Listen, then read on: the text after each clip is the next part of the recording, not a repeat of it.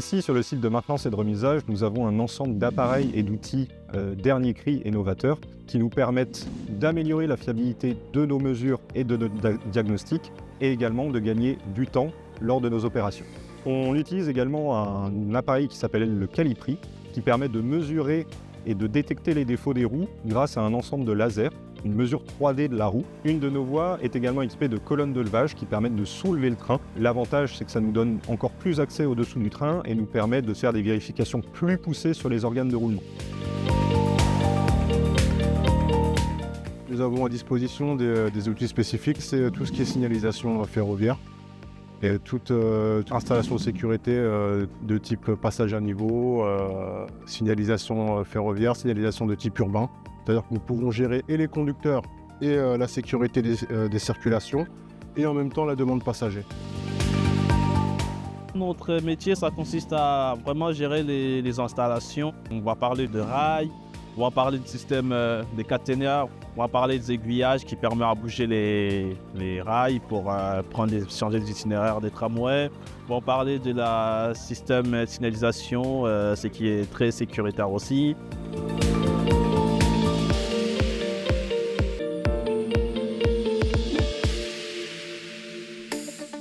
Quand tu viens de chez toi les matins et que tu te dis que tu as 40 000 vies entre tes mains, c'est là que tu gagnes aussi en maturité et en responsabilité en tout cas.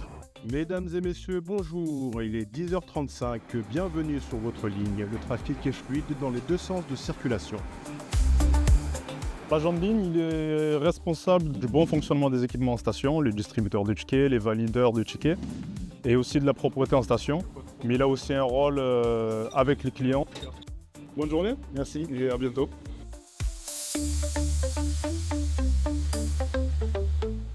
Bon, en fait, le chef d'équipe doit s'assurer du bon déroulement en fait, du planning et de l'organisation de la journée concernant en fait, la sécurité, en luttant contre l'insécurité en fait.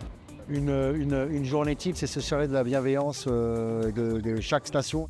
Donc on s'assure réellement que tout se passe bien, puisque c'est là-bas qu'on lutte plus précisément contre l'incivilité.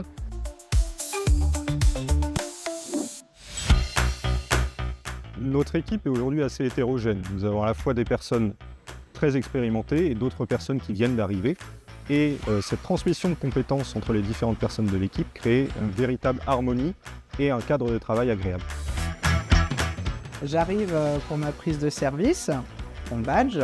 On s'inscrit et on appelle les superviseurs pour leur signaler notre présence. Et on consulte la FREL aussi, c'est la fiche de renseignement de l'état de la ligne, donc ça va nous dire si notamment il y a des travaux qui ont été prévus ou autres sur la ligne. Avoir toujours cette maîtrise de soi, cet esprit clair, cet esprit d'équipe.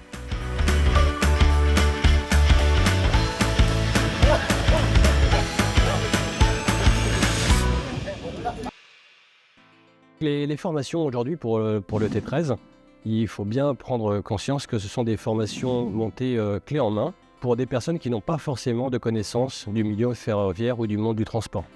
Aujourd'hui, dans nos équipes, nous avons des footballeurs professionnels, on a un ex-pâtissier, on a différents corps de métier qu'on a formés depuis zéro en 8 à 9 semaines et qui aujourd'hui sont des conducteurs et conductrices de tram-train et qui œuvrent au quotidien pour le bien de nos usagers.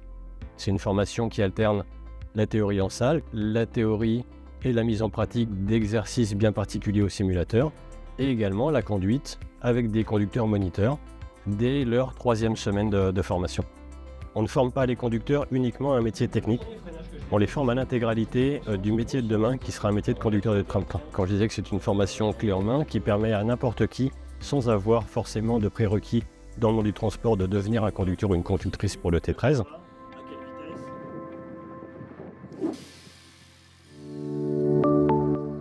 Là, je pense qu'on est en plein transition énergétique. Travailler pour Keolis et Transkéo, pour les trains, c'est avantageux. Où on participe aussi à ça parce qu'on va permettre de prendre des transports publics. Il est 100% électrique. C'est un magnifique bureau, même si c'est tous les jours le même. C'est vivant. L'une des conditions sine qua non pour qu'on ait l'autorisation de construire le site, c'est de redonner vie à la faune et à la flore autour et de tout faire pour que l'environnement revienne. On On a une énorme toiture végétalisée qui couvre l'ensemble de l'atelier. Cette toiture, elle permet en tout cas de rafraîchir l'air au niveau de l'atelier. Et donc du coup, la chaleur qu'on a en été, en tout cas, elle est absorbée par la végétalisation.